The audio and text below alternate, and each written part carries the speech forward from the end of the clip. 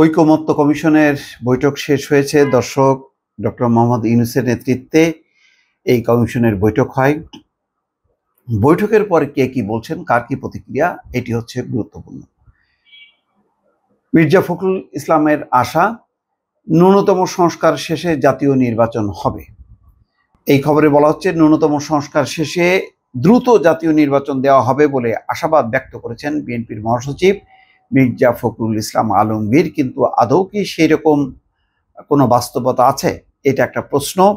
এই প্রশ্নের উত্তর আপাতত নেই, সম্ভবত মির্জা ফখরুল ইসলাম আলমগীরের কাছেও নেই।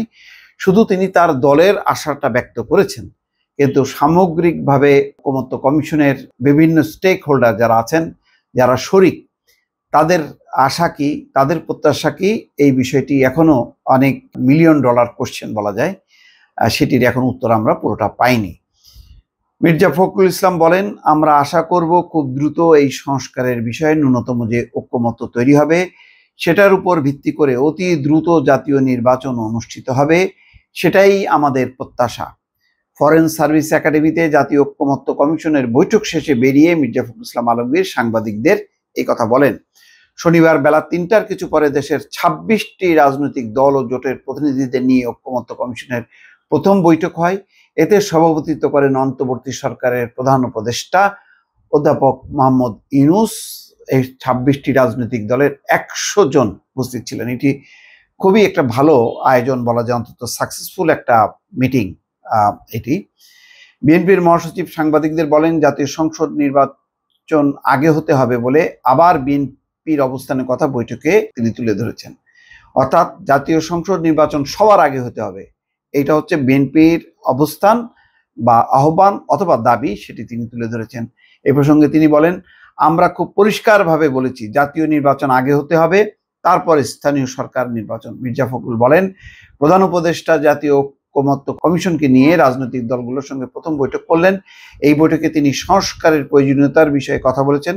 দলগুলোর কাছে আহ্বান জানিয়েছেন সংস্কারের যে প্রতিবেদনগুলো বিভিন্ন কমিশন জমা দিয়েছে সেগুলোর উপর আলাপ আলোচনা হবে।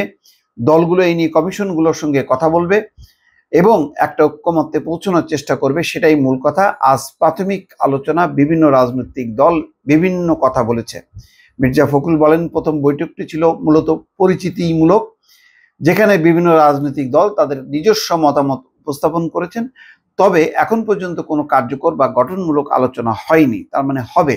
এর মধ্যে দেখলাম আন্দোলিক পার্থ, তিনিও বলেছেন যে স্থানীয় নির্বাচনের আগে জাতীয় নির্বাচন হইতে হবে।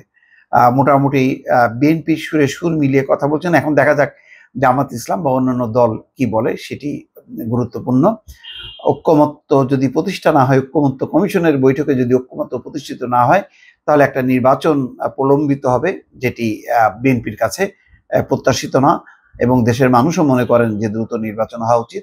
সম্ভবত আন্তর্জাতিক মহলও চেয়ে আছে বাংলাদেশে কবে কখন নির্বাচন হবে এবং তাতে সবার অংশগ্রহণ হবে কিনা, এটি সবারই প্রত্যাশা। দর্শক, ভালো থাকবেন, আল্লাহ হাফেজ।